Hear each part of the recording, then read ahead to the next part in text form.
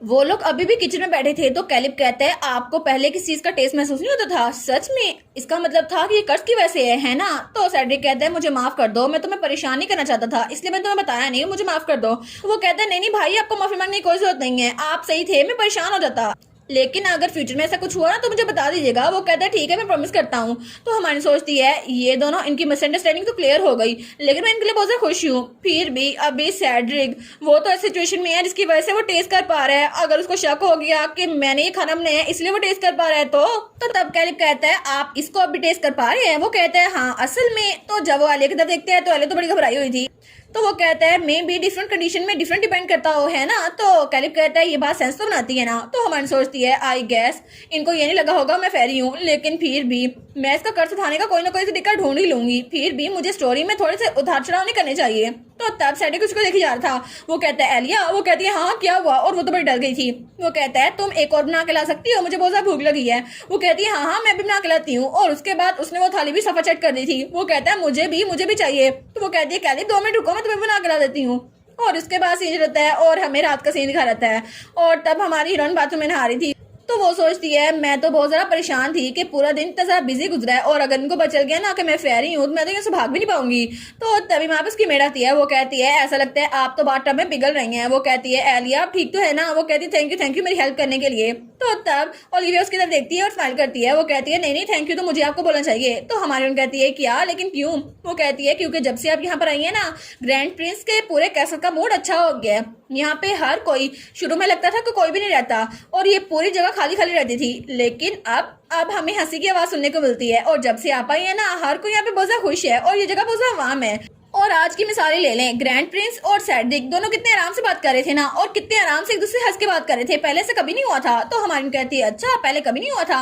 वो कहती है लेकिन ग्रैंड प्रिंस तो बिल्कुल चेंज हो गए हैं, ऐसा लगता है कि सर सैड्रिक वो भी चेंज हो गए हैं। वो कहती है क्या सैड्रिक भी चेंज हो गया है? वो कहती है जी आपने उनका एक्सप्रेशन देखा था कितना सॉफ्ट था, और आज तो उन्होंने स्माइल भी की है, लेकिन मेड्स ने भी कहा है कि कभी भी उनको स्माइल करते नहीं देखा, और वो तो अपनी इमोशन एक्सप्रेस ही नहीं करते, आज तो उन्होंने पहली बार स्माइल की है। वो कहती है सच में उसने पहली बार स्माइल की है? तो उसकी मेड कहती है जी बिल्कुल, मुझे लगता है प्यार की ताकत बहुत अमेजिंग होती है। वो सोचती है सॉरी ओलिविया, लेकिन ये कॉन्ट्रैक्ट मैरिज है, मैं सच में उससे प्यार नहीं करती। लेकिन वो सोचती है ठीक है चलो अच्छा हुआ कि मुझे इसने थैंक यू बोला। तो वो सोचती है लेकिन अच्छा हुआ कि सब लोग यहाँ पे बहुत खुश है, क्योंकि असल में मैं ही कल्प्रिट हूँ सबकी वजह की। तो वो सोचती है पता नहीं अभी तक उसने कभी स्माइल क्यों नहीं की, लेकिन वो तो स्माइल करते हुए इतना प्यारा लगता है ना। लेकिन तब वो कहती है ठीक है मुझे इस पर सोचना चाहिए, और अगली बार मैं उसके लिए और जरा फेवरेट डिशेज बनाऊंगी ताकि वो अच्छे से खा सके, है ना? क्योंकि मुझे उसके लिए खाना बनाना होगा। और तब सीन रहता है और हमें सैड्रिक का ऑफिस दिखा रहता है, और वहाँ टेबल पर डॉक्यूमेंट्स रखे हुए थे।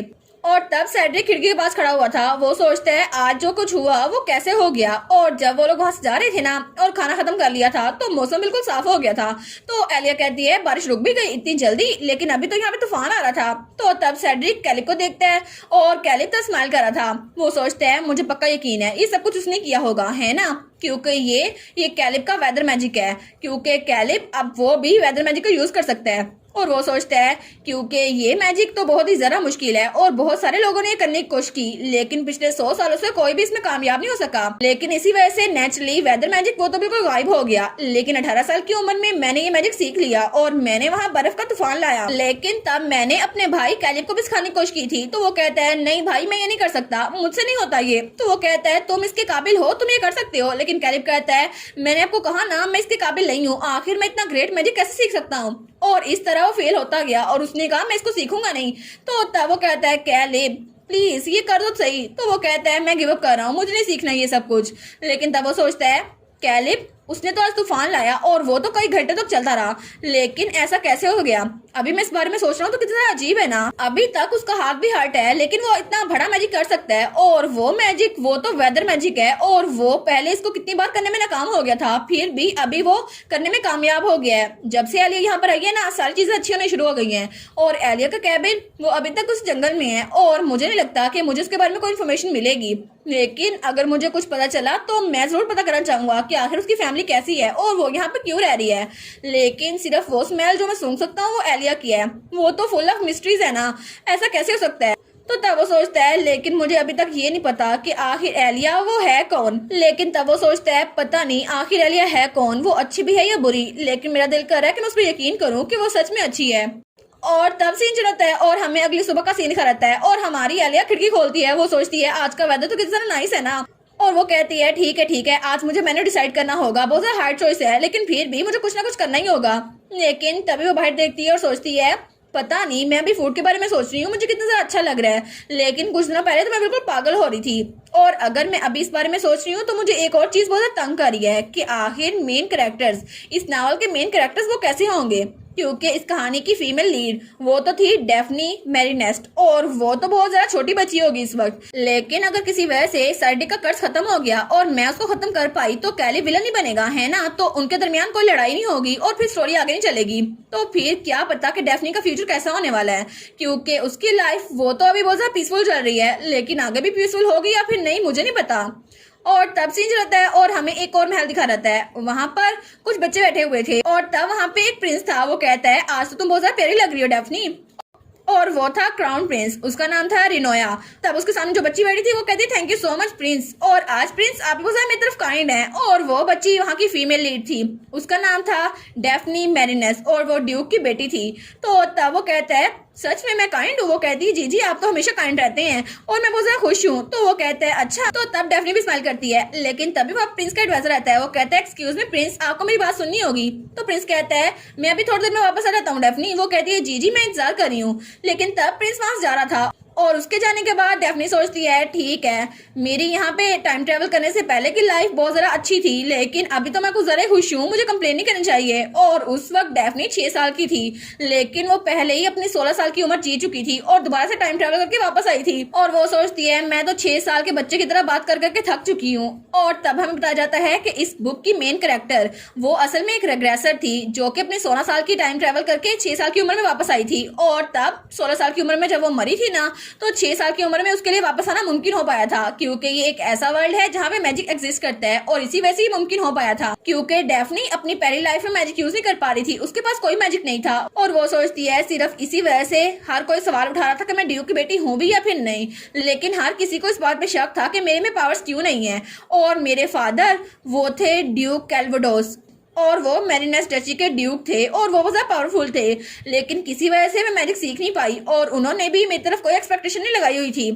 मुझे लगा था कि वो रूमर्स को अच्छे से जानते हैं, इसीलिए वो उन पे यकीन कर रहे हैं और इसी वजह से मेरी लाइफ इतनी ज्यादा मिजरेबल हो गई थी। लेकिन फिर टाइम गुजरा और तब मैं 16 साल की हुई और तब मैंने बॉल अटेंड किया और वहाँ पर हर कोई बहुत ज्यादा खुश था, वो बैंक्वेट बहुत अच्छे से चल रही थी। और क्राउन प्रिंस वो भी 16 साल का था, लेकिन पता नहीं कहाँ से अचानक से जब वो टेरेस में गया तो रोब में एक फेरी उसके पास आई। और जब क्राउन प्रिंस ने उस फेरी की तरफ देखा और तब उस फेरी ने क्राउन प्रिंस से मैजिक करना चाहा, जिसकी वजह से वो प्रिंस वो स्लीप में चला गया। लेकिन उसकी वजह से सबने मुझ पर इल्जाम दिया कि मैं अपना मिरर मैजिक यूज क्यों नहीं कर पाई और इसीलिए मुझे मौत की सजा मिली और मैं वहाँ पे शाही कैद खाने में कैद थी। लेकिन तभी मेरे पास मेरी टीचर आई, उसने कहा पोर डेफनी तुम तो किसी काम की नहीं हो। कितनी ज्यादा बुरी बात है ना, मैं तो तुम्हारे साथ ऐसे ही काइंड थी क्योंकि तुम्हारे साथ अच्छा रिलेशनशिप बनाना चाहती थी, लेकिन सब कुछ बेकार गया। और डेफनी वो सोचती है आखिर मेरे साथ ऐसा कैसे कर सकती है। तो तब उसकी टीचर कहती है अगर तुम अपना मैजिक यूज कर पाती ना तो तुम मेरे लिए अच्छा चारा बनती, मैं तुम्हारी वजह से क्राउन प्रिंस के साथ अच्छे ताल्लुकात बना सकती। लेकिन वो सोचती है कि ये मेरी गलती है कि मैं मैजिक यूज नहीं कर पा रही और मुझे तो मेरे फादर भी पसंद नहीं करते, ये सब कुछ यहाँ पे हर एक चीज मेरी गलती है। लेकिन तभी वहाँ जेल का दरवाजा खुलता है और उसका फादर वहाँ पर आता है। वो कहता है डेफनी, तो वो कहती है क्या फादर? तो उसका फादर कहता है डेफनी मेरी प्यारी बेटी। और तब वो वहां से भाग रही थी, वो सोचती है मेरे फादर ने मुझे कहा कि मैं यहाँ से भाग जाऊं, वो मेरी सच में फिक्र करते थे और उन्होंने मुझे बचाने के लिए बहुत कुछ किया। और तब मेरे फादर ने कहा मैं यहीं पे रुकूंगा ताकि सब लोग को रोक सकूं और तुम्हें यहाँ से निकलना ही होगा। लेकिन मैं उनको साथ लेके जाना चाहती थी और उन्होंने कहा मैं चाहता हूँ कि तुम हमेशा खुश रहो मेरी बेटी, इसलिए मैं चाहता हूँ कि चाहे तुम्हें मैजिक यूज करना ना भी आता हो फिर भी तुम हमेशा खुश रहो। और तब जब वो जंगल से भाग रही थी वो बहुत ज्यादा डरी हुई थी, वो सोचती है मुझे नहीं पता था कि ये सारी चीजें ऐसी हो जाएगी, लेकिन मैं नहीं चाहती कि उन रूमर्स की वजह से मेरी लाइफ ऐसी गुजरे और मुझे मरना पड़े। लेकिन भागते हुए वो इधर उधर देखती है और उसे कोई जगह नहीं मिल रही थी भागने के लिए। वो सोचती है मुझे भागना ही होगा, कहीं ना कहीं तो मुझे जाना ही होगा। और प्रेजेंट टाइम में ये सब कुछ सोचते हुए वो ज्यादा उदास हो रही थी। वो सोचती है मैंने भागने की कोशिश तो की, लेकिन वो गार्ड्स वो मेरे पीछे पहुंच चुके थे और मेरे सामने खाई थी। और जब उन गार्ड्स ने मेरी तरफ बढ़ने की कोशिश की तो पता नहीं कैसे लेकिन मेरा पाँव फिसला और मैं उस खाई में गिर गई और मेरे लिए मेरी मौत साबित हुई। लेकिन मुझे नहीं पता किस तरह, लेकिन मुझे लाइफ ने एक और चांस दिया और मैं अपनी 6 साल की उम्र में वापस आ गई। और तब वहां पर देखती है वो सोचती है क्योंकि मुझे पता नहीं था कि मुझे ये कैसे रहना है। लेकिन जब मैं 6 साल की उम्र में वापस आई ना, तभी वहाँ पे बैंक्वेट हो रही थी और मुझे 16 साल की उम्र में जो क्राइसिस हुआ था ना, उसको प्रिवेंट करना था। इसलिए मैंने मैजिक सीखने की कोशिश की। लेकिन पता नहीं कैसे जो फेरी 10 साल बाद आने वाली थी, वो मेरी 6 साल की उम्र में आ गई और उसने क्राउन प्रिंस पे हमला किया। लेकिन मैं क्राउन प्रिंस के आगे आई और मेरा मिरेक शील्ड मैजिक वो एक्टिवेट हो गया, जो कि मैंने कभी सीखा ही नहीं था।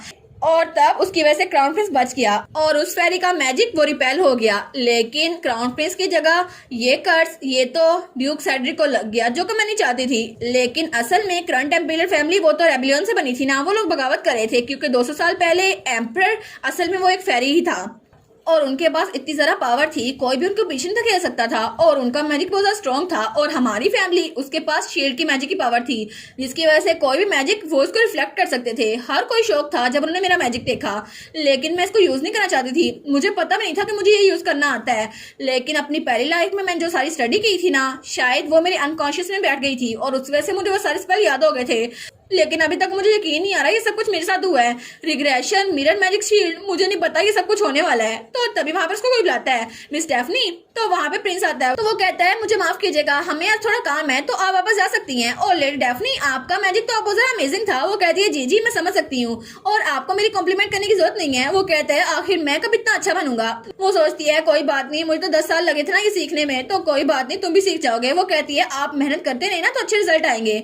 और उसके बाद वो अपनी बग्घे में बैठे वहां जा रही थी। वो सोचती है पता नहीं ये सब कुछ कैसे हो गया, लेकिन मेरी लाइफ वो जीरो से शुरू हो गई है और मुझे नहीं पता कि मुझे मैजिक करना कैसे आया। लेकिन अगर उनको पता चल गया ना कि मैं किसी काम की नहीं हूँ, तो वो फिर से मुझे मरवाने की कोशिश करेंगे। तो तब उसकी मेट कहती है मिस न्यूज़पेपर आया है। वो कहती है अच्छा थैंक यू। और तब वो न्यूज़पेपर खोलती है। वो सोचती है मुझे तो अभी वाली लाइफ के बारे में पता करना होगा। और जब वहां पर देखती है ना, तो वो कहती है क्या ग्रैंड डची में शादी हो रही है। तो उसकी मेट कहती है जी जी ऐसा लगता है कि वो लव मैरिज कर रहे हैं और उनकी वाइफ वो कहीं कंट्री साइड से आई हैं। और तब वहां पे हमारे ड्यूक, हमारी हीरोइन और हमारे कैलिब की फोटो थी। तो वो कहती है ये फेस तो कितना ऑकवर्ड लग रहा है ना इसका, लेकिन फिर भी मुझे ऐसा लगता है कि मैंने इसको कहीं देखा हुआ है। और उसके बाद ये तो बिल्कुल लाइट पिंक है और इसकी पिंक जूल आईज हैं, कितना प्यारी हैं। ऐसा लगता है कि ये बिल्कुल एक फेरी है, लेकिन ये फेरी भी कितनी ज्यादा रेयर लग रही है। लेकिन अगर ये फेरी है तो आखिर ये किसी ऐसे इंसान के साथ कैसे होगी जिसको इसने खुद कर्ज दी है। ऐसा नहीं हो सकता, मुझे लगता है कि ऐसा कुछ नहीं हो सकता, क्योंकि मेरी लाइफ वो तो अभी खुद बहुत ज्यादा मुश्किल चल रही है। लेकिन तभी बग्गी से जाते हुए उसे कोई नजर आता है, कोई रोब में, कोई ब्लैक रोब में। वो कहती है क्या ये तो वही फेरी है ना जिसने पिछली बार कर्ज दिया था, आखिर ये फेरी यहाँ पर कैसे आ सकती है। तो तभी उसका हाथ डेफनी की तरफ हटता है। तो डेफनी कहती है क्या ये आखिर हो क्या रहा है।